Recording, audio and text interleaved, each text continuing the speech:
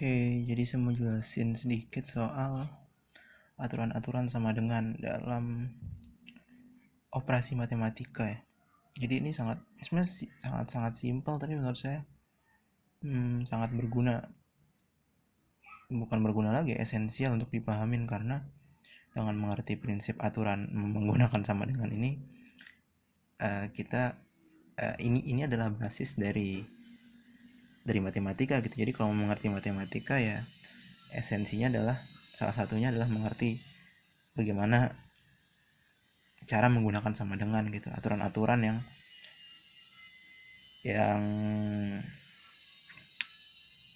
aturan-aturan yang mengikat simbol sama dengan ini gitu.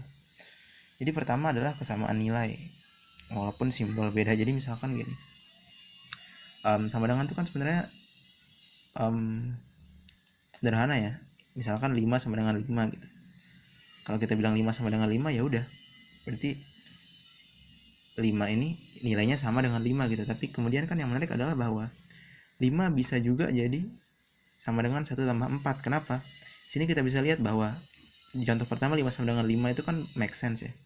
Ya udah, 5 sama dengan 5, A sama dengan A, B sama dengan B, bebek sama dengan bebek. Tapi yang di contoh kedua 5 sama dengan 1 ditambah 4. Padahal di sini kita lihat 5 tuh beda kan bentuknya dengan 1 tambah 4, tapi sama. Kenapa sama? Karena nilainya sama. Artinya 1 tambah 4 itu kalau dijumlahkan sama dengan 5 gitu.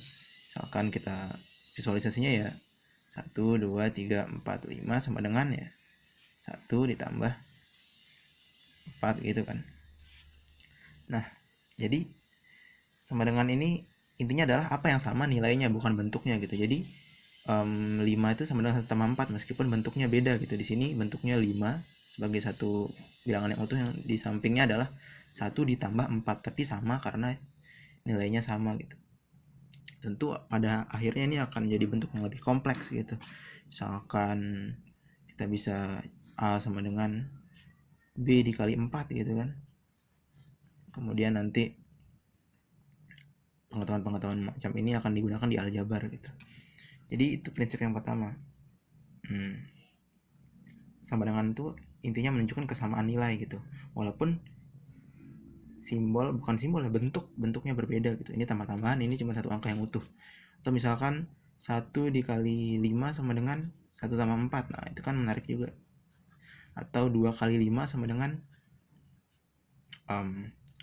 2 kali 5 sama dengan 8 tambah 2. Nah, ini kan bentuknya dua-duanya sangat berbeda ya secara sekilas, tapi bisa dihubungkan dengan simbol sama dengan. Kenapa? Karena nilainya sama. 2 kali 5 10, 8 tambah 2 10 juga. Nah, jadi itu prinsip yang pertama, kesamaan nilai. Terus prinsip yang kedua yang penting adalah apa ya di sini? Kesamaan perlakuan menghasilkan nilai yang sama. Jadi perlakuan sama itu menghasilkan nilai sama. Maksudnya apa? Bentar. Maksudnya misalkan tadi 5 sama dengan 5 gitu. Nah, kalau 5 di samping kiri kita kalikan 2 dikali 5, tentu sama juga dong dengan 2 dikali 5. Artinya kalau di ruas kiri kita kalikan 2, terus di ruas kanan kita kalikan 2, maka dia akan tetap sama dengan gitu, karena nilainya sama tentu saja.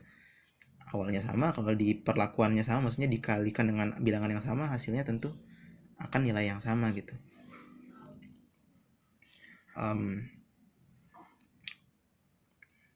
Ini make sense, tapi menarik lagi kalau misalkan berapa ya, mungkin 5 sama dengan tadi 1 tambah 4 gitu. Ini kan bentuk yang berbeda ya, bentuk yang berbeda, tapi kalau kita kalikan misalkan 2 dikali 5, hasilnya akan sama juga dengan 2 dikali 1 tambah 4 gitu. Ini 10, ini 2 dikali 1, 2 tambah 2 dikali 4, 8, hasilnya 10 juga gitu. 10 sama dengan 10. Jadi intinya adalah perlakuan yang sama akan selalu menghasilkan nilai yang sama gitu. Kalau memang awalnya dia sudah sama dengan, misalkan ini akan berguna sekali kalau di aljabar. Misalkan A sama dengan 4 gitu. maka 2A sama dengan 2 dikali 4 gitu. Nah, ini karena ini kan A-nya sudah diketahui, gimana kalau A yang nggak diketahui itu? Nah, ini yang akan menarik. Misalkan A sama dengan misalkan 3A sama dengan 9 gitu. Nah, dengan prinsip sama dengan kita bisa, dengan prinsip kedua ini kita bisa mengetahui nilai A. Gimana caranya?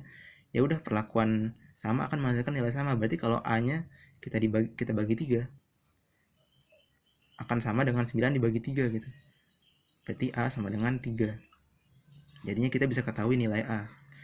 Jadi prinsip yang kedua ini akan sangat berguna di aljabar gitu. Dan ini juga berguna sekali kalau kita mau ini sih sebetulnya, melakukan operasi bilangan gitu dengan lebih kreatif. Misalkan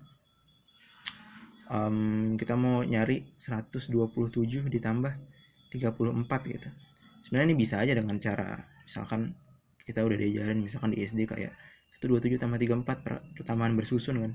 Cuman sebetulnya ada cara yang lebih tidak mekanis, artinya lebih seru lah untuk dikerjakan gitu.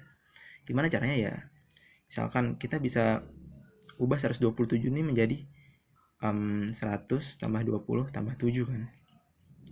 Terus 34 nih bisa diubah jadi 30 tambah 4. Nah, artinya 127 tambah 4 itu kan sama dengan 100 tambah 20 tambah 7 tambah 30 tambah 4.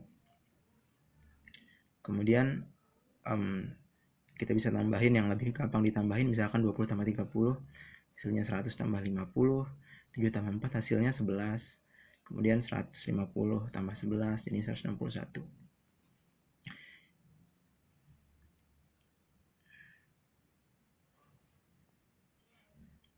Oke, ini sebenarnya lebih ke prinsip komutatif sih, bukan perlakuan sama ya, cuman oke lah. Intinya perlakuan yang sama bisa menghasilkan nilai yang sama gitu. Pasti perlakuan yang sama pasti menghasilkan nilai yang sama.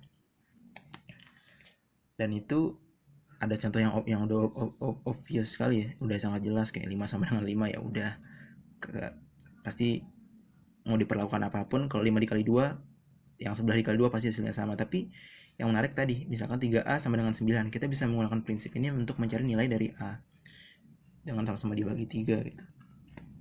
Kemudian prinsip yang ketiga adalah bahwa konsistensi sama dengan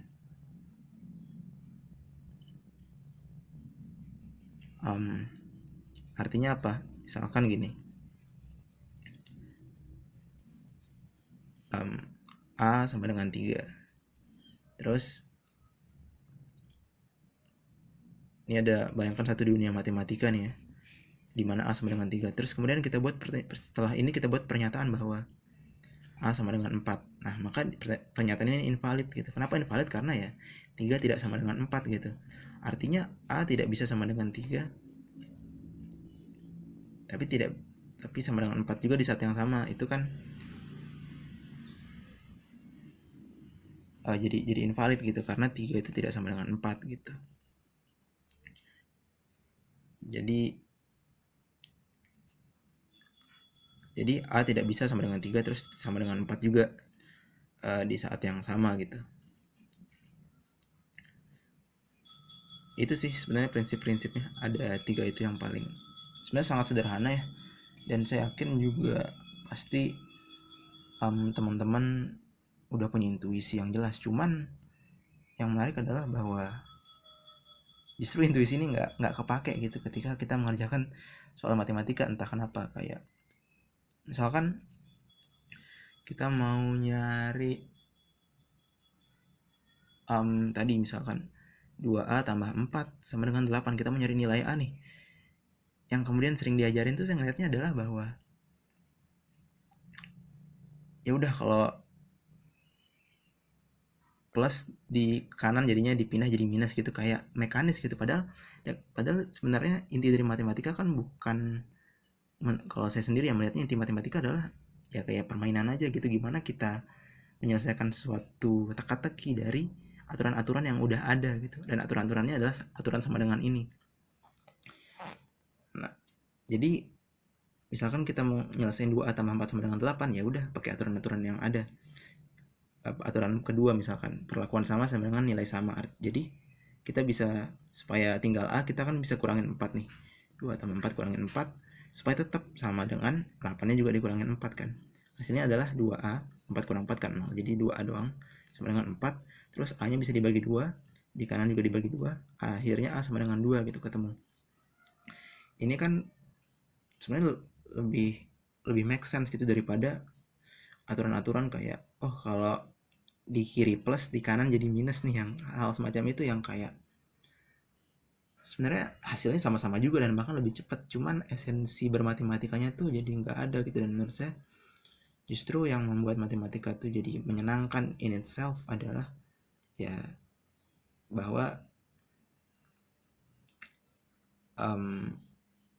suatu persoalan yang rumit ternyata bisa diselesaikan dengan aturan-aturan yang sederhana gitu, dengan cuma satu aturan ini gitu. Dan itu yang menurut saya bikin matematika itu menyenangkan dan pantas untuk dilakukan gitu. Karena kalau dengan misalkan tambah-tambahan bersusun atau menghafalkan cara merubah-rubah ruas, itu pada akhirnya bikin matematika itu jadi nggak asik aja dan nggak meaningful gitu. Dan padahal menurut saya matematika itu sangat meaningful gitu, sangat mungkin meaningful, kata yang terlalu ini ya, sangat menarik lah kalau kita bisa melihatnya dari cara yang benar.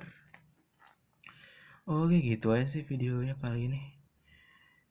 Semoga berguna lah buat mengerjakan tugas-tugas matematika atau buat mengapresiasi persoalan matematika. Oke, dadah.